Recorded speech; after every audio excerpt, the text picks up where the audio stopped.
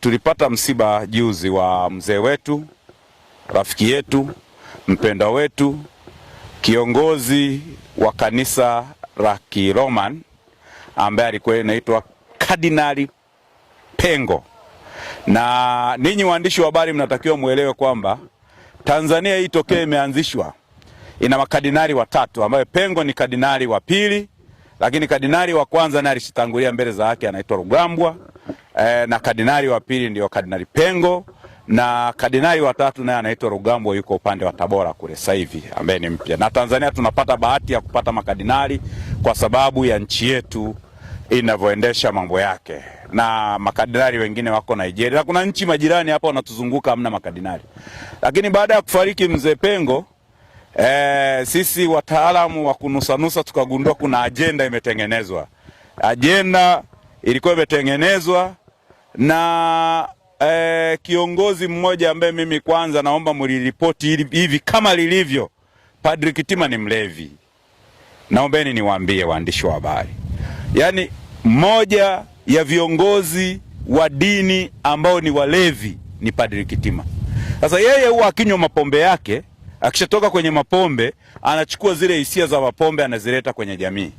Na ndio maana ujue vitu vya wananchi wa kawaida wa Tanzania wote yani wamemwangalia, wamesema hivi yule ni padri, ni kiongozi.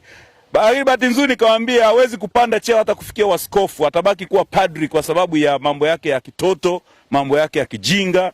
Mtu wa hovyo kabisa yule Padri Kitima. Wala sina msalia mtume kwa mtu kama yule, kwa sababu haiwezekani kiongozi mkuu wa nchi na viongozi wengine wa kiserikali wanaingia pale anatengeneza sanaa tu. Yaani Padri Kitima anatengeneza sanaa kwa sababu ya pombe. Na ukitaka kuona ule mkakati ulikuwa umetengenezwa na kuanzia ambaye ni askofu wa kanisa la Roman Catholic mkoa wa Dar es Salaam, ambaye ndio askofu mkuu, ambaye anaitwa Tadei Ruwaichi. Tadei Ruwaichi na Padri Kitima lao ni moja. Na ndio maana ukiona mchongo umetengenezwa, nani anaweza kuongea? Tadei Ruwaichi anajua yeye hawezi kutengeneza mambo ya logistics. Kisheria yeye ndiye alikuwa anatakiwa azungumze pale, kwa sababu yeye ndio askofu mkuu wa hii jimbo la Dar es Salaam na mkoa wa Pwani. Kwa hiyo akatengeneza sanaa, akamtengeneza Kitima awe pale, na wakiwa wamepanga mikakati yao kuhakikisha moja wanamtengenezea usanii na kumtaka kumdhalilisha Mheshimiwa Rais. Lakini rais ana vyombo vingi, pale aling'amua, akaamua kuwapuuza, akawaacha kwa sababu alikuwa ameenda kumzika mpendo wake Kardinali Pengo. Kardinali Pengo maisha yake yote alikuwa anahubiri amani ya taifa. Kardinali Pengo siku zote hawezi kutengeneza mkakati wa kutafuta sifa. Alikuwa hataki kutafuta mkakati yani kama mtu anatafuta nini content, is like content creator. Askofu mkuu ambaye ni Kardinali Pengo alikuwa hataki hayo. Lakini tumekuja kujikuta kuna content creator ambaye ni mlevi, Padri Kitima, anataka kutengeneza mkakati kanisani. Yani kama wote mlikuwa mnaona ni sanaa, mara anajidai amesahau jina la Mheshimiwa Rais, mara aseme sijui ukitaka kufanya nini sijui fanya tu. Lakini Watanzania wa kawaida wanamuona ni padri mpuzi kabisa kama wapuzi wengine. Uje ifikie kipindi hizi heshima tuheshimiane kwa mipaka. Kama kiongozi wa kanisa ameshindwa kumheshimu rais wa nchi yetu ya Jamhuri ya Muungano wa Tanzania, sisi wa Tanzania ndio tumemchagua. Wewe ni kiongozi tu wa kiimani. Kiongozi wa kiimani unatakiwa uwe na adabu. Kiongozi wa kiimani unatakiwa ufundishe watu adabu. Sasa unafundisha upuuzi kanisani, watu ambao wako kanisani mule wanatakiwa waendeshweje? Sasa muda wote yeye ni sanaa. Muda wote yeye na Ruwaichi ni sanaa. Sasa amejitahidi kutoka hapo kumtengenezea sanaa rais. Bahati nzuri rais na vyombo vyake vikashtuka. Rais wala kutaka kuongea, alienda kuaga mwili wa marehemu. Alipomaliza kumuaga Kardinali Pengo, yeye akaondoka na msafara wake. Sasa sanaa nyingine zikabaki sasa kwa waziri mkuu, anajidai amjui waziri mkuu sasa. Eti amjui Mwiguru, yani amjui Mwiguru. Alafu ikatengenezwa sanaa kwamba kuna mawaziri wakuu wa staff sijui. Nilishawahi kuongea Warioba yule ninyi Dar es Salaam ndio mnamuona mtu wa maana, lakini mkoa wa Mara kule anaonekana tu kituko kama kituko kingine. Mzee Warioba yule, Jaji Warioba yule, na mimi kama Yona namuona kituko kama kituko kingine. Ana heshima yoyote ambaye amejijengea nchi hii, kwa sababu tokea nchi hii imeanzishwa yeye mwenyewe akiwa na baba wa taifa alishafukuza wanasiasa wengi, wakina Kambona, wakina Bibi Titi Mohamed. Yes, alikuwa pale kwenye ile serikali kwa anajidai kutafuta haki za nini, za uongo na utapeli, lakini akajidai kutengeneza Kasim Majaliwa naye ashangiliwe, si nani ashangiliwe, lakini waachwe huyu ambaye anawapendelea sana, ambaye ni makamu wa rais wa sasa hivi Dr. Emmanuel Nchimbi, naye akatengenezewa mazingira ya kudhalilishwa mule kanisani na ni Mromani mwenzao, lakini akatengenezewa mazingira ya kudhalilishwa ambaye ni Mwigulu Nchemba, waziri mkuu wa sasa hivi, ambaye anachapa kazi sana kuliko mawaziri wakuu wengi. Hadi tukehesabu mawaziri wakuu waliopita ambao alikuwa mwendo wa hivi, banake ni Sokoine. Ukitoka Sokoine tulikuwa tunamuona waziri mkuu mmoja anaitwa Edward Ngoyai Lowassa, alijenga shule za kata hizi, akukaa sana. Alafu tunakuja kumuona Mwigulu. Mwigulu sasa hivi anapambana kuhakikisha anakagua miradi ya serikali na kuhakikisha wabadhirifu wote wanashughulikiwa kama vibaka wengine wanavyoshughulikiwa, kwa sababu haiwezekani miradi ya serikali inachezewa. Kwa hiyo nimemuona pale Padri Kitima, lakini kubwa, ninyi waandishi wa habari endeni kuandika ili kwa msisitizo kwamba Padri Kitima ni mlevi.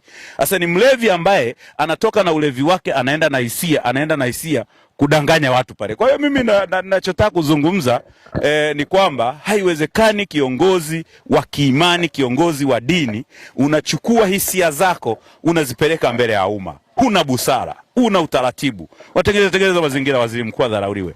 Tengeneza mazingira si makamu wa rais. Tengeneza mazingira rais adharauliwe. Si mawaziri. Alafu hawa wapinzani hawa walikuwa wamejificha, hawa Chadema ambaye ni chama chake cha Chadema. Walikuwa wamejificha kwa sababu wamefanya madhira makubwa tarehe 29 Oktoba. Fanya madhira makubwa sana. Wametengenezea vijana wetu. Watu wamechoma vituo vya mafuta. Vituo vya mafuta vimeajiri pump attendant, vimeajiri supervisor, vimeajiri managers, vimeajiri watu wengi pale kwenye pump. Manake unapochoma vituo vya mafuta zaidi ya 40, fanya kila kituo cha mafuta kilikuwa na watumishi ambao ni zaidi ya 15 10. Fanya 10 mara 40, zaidi ya watumishi 400 umeweka nje ya position. Manake vijana wengi wana hasira na hawa Chadema kwa sababu wao ndio wamesababisha madhira yao. Sasa huyu mwana Chadema mwenzao ambaye ni Padri Kitima mlevi huyu, anaenda analeta sanaa tena kwenye msiba. Tena msiba wa mtu ambaye ana heshima zake, ambaye ni Kardinali Pengo. Kwa hiyo vitu kama hivi lazima ninyi waandishi wa habari msiogope. Nendeni mkaviripoti kama vilivyo, ili mapadri kama hawa wahuni waache uhuni wao. Kwa sababu hatuwezi kukaa kila siku tunachekeana eti tunanyenyekea. Tunanyenyekea nini mtu ambaye hawezi kunyenyekewa? Yaani mimi Joseph Yona nikanyenyekea mtu ambaye hawezi kunyenyekewa?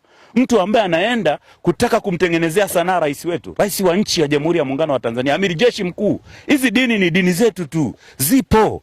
Nchi ni moja, ina amiri jeshi mkuu mmoja. Haina waziri mkuu mwingine, waziri mkuu ni mmoja, makamu wa rais ni mmoja. Lakini mapadri tunao wengi, maaskofu tunao wengi, wa kanisa tofauti. Na ndio maana siku zote huwa nawaambia Roman Katoliki ni kanisa zuri sana. Shida yake ni kwamba ina viongozi wa babaishaji, walevi, wahuni kama wakina Kitima.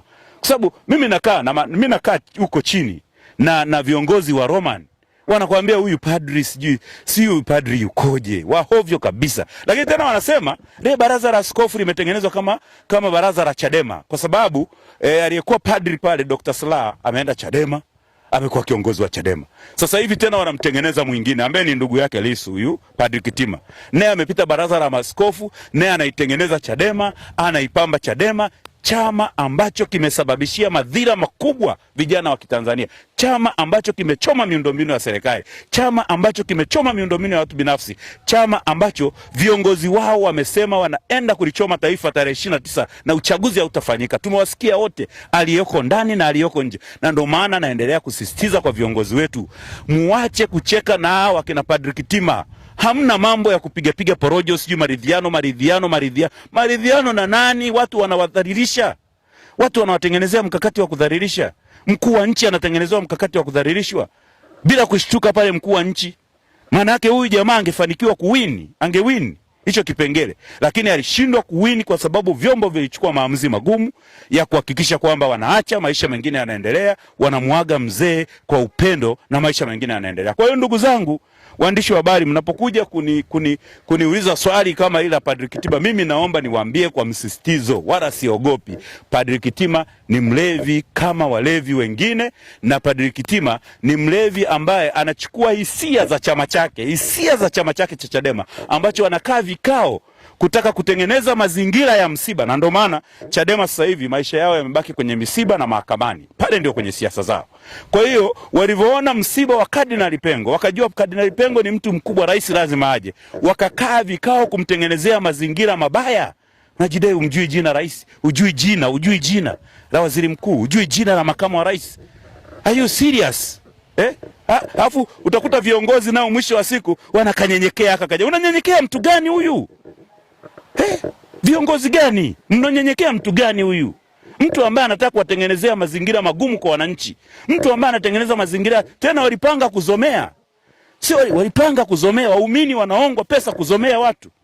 Nataka kuzomea viongozi wa nchi. Alafu tunacheka na mtu, tunamnyenyekea mtu kama huyu, tunamnyenyekea mtu gani huyu? Kwa hiyo ndio maana mimi nasema msimamo wangu uko pale pale. Nichukiwe na viongozi wa serikali, nikasirikiwe na viongozi wa serikali, lakini ukweli ni kwamba Padri Kitima ni mlevi kama walevi wengine, na ameshindwa kuonyesha misingi ya kiongozi wa kanisa. Amekuwa mtu wa hovyo kabisa, ambaye anafanya mambo ya kitoto ambaye hayafai kufanywa na kiongozi wa kiimani. Viongozi wa kiimani wenye mambo ya hovyo tutaendelea kuwasema na hatutasita. Mimi nitaendelea kusema kama Joseph Yono wa Chalinze, na sitasimama. Lazima rais wetu mpendwa Dr. Samia aheshimike kama kiongozi mkuu wa nchi ambaye Watanzania tulimchagua kwa asilimia kubwa. Achana na uhuni ambao mnatengeneza sanaa.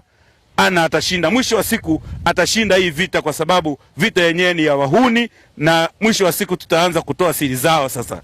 Maana wanataka kutuletea mambo ya ovyo. Asanteni sana kwa kunisikiliza.